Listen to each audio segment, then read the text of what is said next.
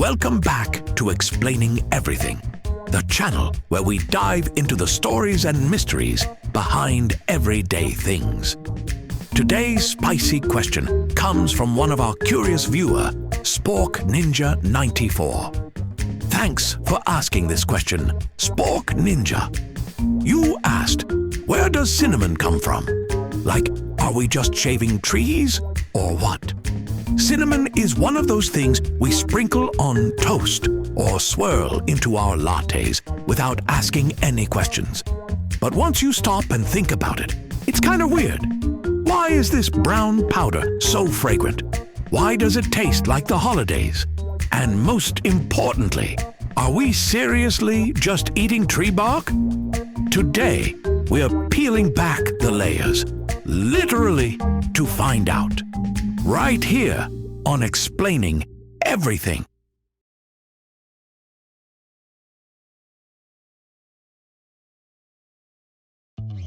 Let's get the facts straight right away. Yes, cinnamon comes from tree bark. You are eating the inner bark of a tropical tree, and not just any tree, one of the cinnamon trees in the genus Cinnamomum, which sounds like a Harry Potter spell, but is, in fact, real botany. The most popular type of cinnamon you're probably familiar with is called Ceylon cinnamon, also known as true cinnamon. It mainly comes from Sri Lanka. There's also Cassia cinnamon, which is more common, a bit stronger, and usually cheaper. It comes from places like Indonesia, China, and Vietnam. Now, don't worry. Nobody's just walking up to a tree with a cheese grater. There's a whole process involved, and it's surprisingly delicate. So, how do you turn a tree into cinnamon rolls? First, the cinnamon tree has to be grown for about 2 years.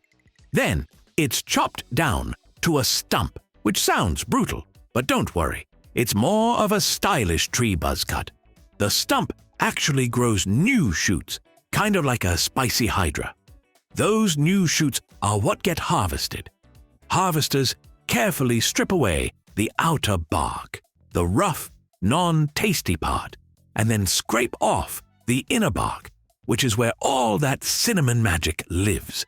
This inner bark is soft when it's fresh, kind of like a damp, fragrant fruit roll-up. As it dries, it naturally curls into those familiar cinnamon sticks, also known as quills. Yes, quills, as in the most delicious writing instruments ever. The entire process is still mostly done by hand, and the best cinnamon harvesters can strip bark in smooth, unbroken rolls that look like they belong in a gourmet woodwind orchestra. It's genuinely impressive. You might think, okay, cool, cinnamon comes from trees, but why was it such a big deal? Glad you asked. Cinnamon used to be the Bitcoin of spices, highly valued, totally mysterious, and traded by guys who wouldn't shut up about it. In ancient times, cinnamon was a luxury item, like worth more than gold levels of luxury. The Egyptians used it in embalming. The Romans thought it was a gift fit for emperors, and medieval Europeans used it to show off at dinner parties before Instagram existed. But here's the kicker. For centuries, no one in Europe knew where cinnamon actually came from. The Arab traders who sold it kept the source a closely guarded secret. And I'm not making this up. They told wild stories that cinnamon grew in nests of giant cinnamon birds, and they had to trick the birds to get it. And people believed this for literal centuries. Imagine believing your spice rack was filled with bird nest scraps. The medieval world was wild. Eventually, the secret got out, and when it did, things got messy, like European powers playing Risk with real people messy. In the 1500s, the Portuguese arrived in Sri Lanka and basically went, "Hey, Look at all this cinnamon. We're taking over now. Then the Dutch came and took it from them. Then the British came and took it from them. Cinnamon was one of the main reasons these powers kept fighting over Sri Lanka for centuries.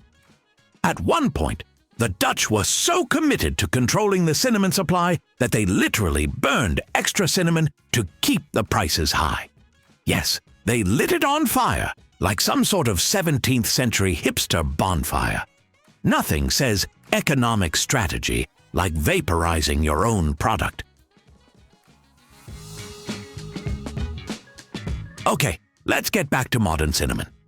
There are two major types, Ceylon and Cassia. Ceylon is the fancy one. It's sweeter, more delicate, and has those thin, papery layers that crumble like a well-written poem. It's mostly grown in Sri Lanka, and it's sometimes called true cinnamon, which is a very passive-aggressive flex. Cassia, on the other hand, is bolder, thicker, and more intense. It's what you'll find in most grocery stores if the label just says cinnamon. It's cheaper, easier to harvest, and more common in processed foods. Today, Indonesia is the world's largest cinnamon producer, followed by China and Vietnam. But Sri Lanka still holds on to the premium Ceylon cinnamon niche like it's protecting a family heirloom made of sugar and spice. Despite cinnamon being in pretty much every kitchen worldwide, it's still mostly harvested in traditional ways by skilled workers using knives and muscle and very little automation. So the next time you open your spice drawer and casually grab the cinnamon, remember, you're holding the dried inner bark of a tropical tree, harvested by hand, curled like it's trying to be fancy, and wrapped in centuries of mystery, myths, and colonial competition. It's not just a flavor, it's a story, a spicy, bark-based story. If you enjoyed this deep dive into the world of cinnamon, don't forget to like, subscribe, and hit the bell button, like how cinnamon harvesters hit that cinnamon tree. Also, if you have suggestions for our next video, feel free to share them in the comments below. We'll be sure to give you an acknowledgement for your contribution.